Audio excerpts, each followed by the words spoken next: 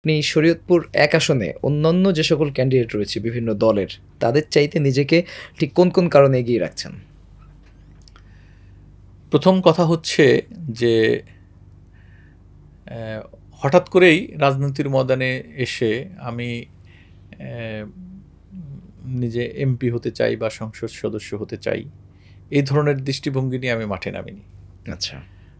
কিন্তু শৈশব থেকে আমার যে সোশ্যাল অ্যাক্টিভিটিস, আমি এই বয়সে যেটুকু সম্ভব আমার সামর্থ্যের আলোকে মানুষের জন্য কাজ করেছি, মানুষের কল্যাণে ভূমিকা রেখেছি। শিক্ষাক্ষেত্রে, মানুষের চিকিৎসা ক্ষেত্রে, পুনর্বাসনের ক্ষেত্রে, সমবায় করার ক্ষেত্রে, শিক্ষা প্রতিষ্ঠান গড়ে তোলার ক্ষেত্রে, এরপরে উচ্চশিক্ষা অর্জনে সহযোগিতা করার ক্ষেত্রে বিভিন্নভাবে মানুষের সহযোগিতা করেছি এবং মানুষের সহযোগিতা করাটা মানুষের একটি জীবনের মানবিক দায়িত্ব এবং নৈতিক দায়িত্ব বলে মনে করি। সেই দৃষ্টিভঙ্গি থেকে আমরা রাজনীতি করি। তো এখানে আমার সংগঠন, আমাদের যারা এখানে রয়েছে, আমাদের সংগঠনের 15টি স্তরের জনশক্তি বিভিন্নভাবে মতামত দিয়ে আমাকে নির্বাচনের জন্য তারা মনোনীত করেছে এবং তাদের এই মনোনয়ন এবং জনগণের প্রতি দায়বদ্ধতা, এই দুটো জায়গা থেকে আমি এখানে নির্বাচন করার জন্য সম্মত হয়েছি। এবং পার্সোনালি আমি যদি আমার নিজের বিষয়ে বলতে চাই, তাহলে সেটি আমার মনে হয় আমার নিজে থেকে বলা ঠিক হবে না। তবে জনগণের কাছ থেকে আমি যতটুকু রেসপন্স পাচ্ছি, তারা মনে করেন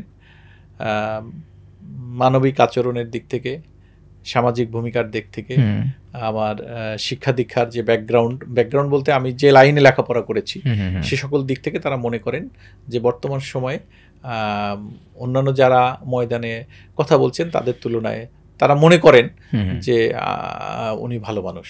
এবং আমি একজন বক্তব্য লোকের সম্মুখীন হয়েছিলাম গত মাসে আমার একটা গণসংযোগে গিয়ে। তিনি আমার সামনেই, আমি আমার পরিচয় দেওয়ার পরে আমার হাত থেকে মাইক্রোফোন নিয়ে বললেন যে আমাকে অনুমতি দিলে আমি একটা কথা বলবো। তো ওনাকে মাইক্রোফোন দেওয়ার পরে উনি একটি রাজনৈতিক, আমি নাম বলবো না, উনি বললেন যে আমি অমুক রাজনৈতিক দলের কর্মী। তবে যখন আমি শুনেছি যে এই ভদ্রলোক মনোনয়ন পেয়েছেন, আমি ওনার সম্পর্কে খোঁজখবর নিয়েছি এবং আমি মনে করি যে উনি একজন ভালো ক্যান্ডিডেট। এই কারণে আমি আমার দলকে ভোট দিব, হয়তো আমি ওনাকে ভোট দিতে পারবো না, কিন্তু আপনাদেরকে অনুরোধ করি আপনারা এই মানুষটাকে সমর্থন দেন। এটি নিশ্চয়ই একজন। এখন আমি আমার বিষয়টাকে আমার জায়গায় দেখছি না, অন্যদের জায়গায় দেখছি যে মানুষ আমাকে কিভাবে দেখে।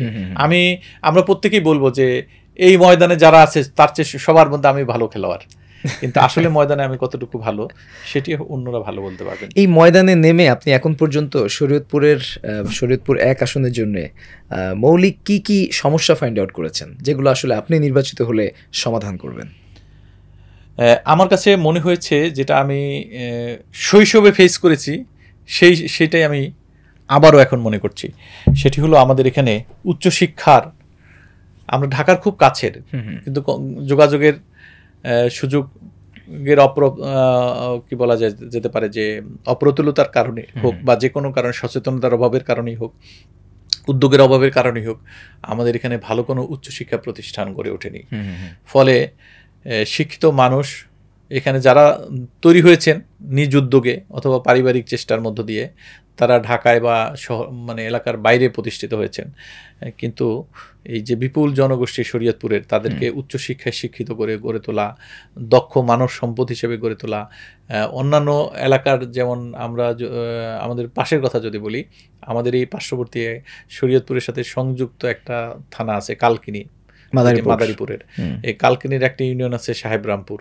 এই একটা ইউনিয়নের যতগুলো শিক্ষা প্রতিষ্ঠান আছে, বোধ করি আমাদের শরীয়তপুর সদর উপজেলায় অতগুলো আছে কিনা সন্দেহ আছে। এখানে আমাদের প্রথম দৃষ্টিভঙ্গি হচ্ছে মানুষের উচ্চশিক্ষার ব্যবস্থা করা। পাশাপাশি সকল মানুষ উচ্চশিক্ষা নিতেও পারবে না, এই জন্য তাদের পুনর্বাসনের জন্য, যেমন ধরেন আমরা যদি ভাষা ইনস্টিটিউট করি, শরীয়তপুরের প্রচুর মানুষ ইটালি থাকে, এই মানুষগুলো যদি ইটালিয়ান ভাষায় দক্ষ হয়, আপনি চিন্তা করেন যে তারা যখন ওখানে যাবে এবং সে যখন ভাষা বুঝবে, তার যত সহজে কাজের সুযোগ হবে এবং সে যত সহজে তাকে তার ইমপ্লিমেন্টেশন কি বলে যে এমপ্লয়মেন্টের সুযোগ সুবিধা পাবে। এটি কিন্তু একজন এমএ পাস ছেলেও যদি ওখানে যায় এবং সে যদি ভালো ইংরেজি না জানে, আমাদের দেশে এমএ পাস করলে যে খুব ভালো ইংরেজি জানে, আমরা নিজেরাও যে খুব ভালো ইংরেজি শিখতে পেরেছি তা না।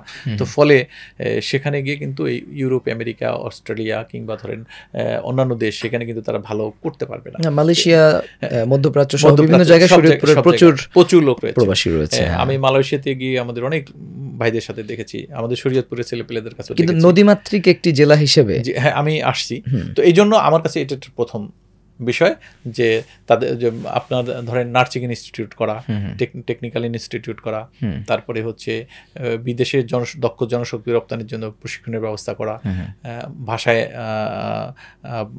শিক্ষার জন্য ভাষা ইনস্টিটিউট অথবা ল্যাঙ্গুয়েজ সেন্টার এরকম কোনো প্রতিষ্ঠান করা।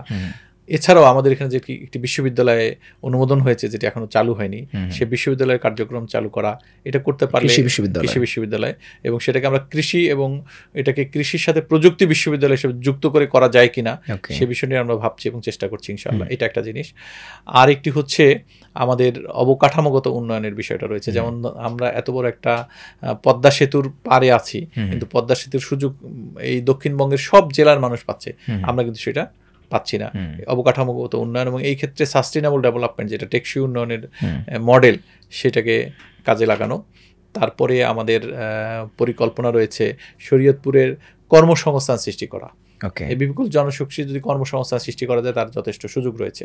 সেই কর্মসংস্থান সৃষ্টির জন্য আমরা পদ্মা পারে, যেখানে রেল যোগাযোগ আছে, যেখানে নৌ পথের সুযোগ রয়েছে এবং যেখানে সড়ক পথের সুযোগ রয়েছে, সেখানে আমরা একটা ইকোনমিক জোন গড়ে তুলতে দোলার পরিকল্পনা আমাদের রয়েছে। সেখানে একটি ইকোনমিক জোন গড়ে তুললে হাজার হাজার মানুষের কর্মসংস্থান তৈরি হবে এবং এর জন্য মানে ব্যাকওয়ার্ড লিঙ্কেজ বলে ইন্ডাস্ট্রিতে একটা কথা আছে, যে এর সাথে সাথে অনেকগুলো নতুন নতুন ইন্ডাস্ট্রি, ছোট ছোট ইন্ডাস্ট্রি, ছোট ছোট ব্যবসা বিকশিত হবে।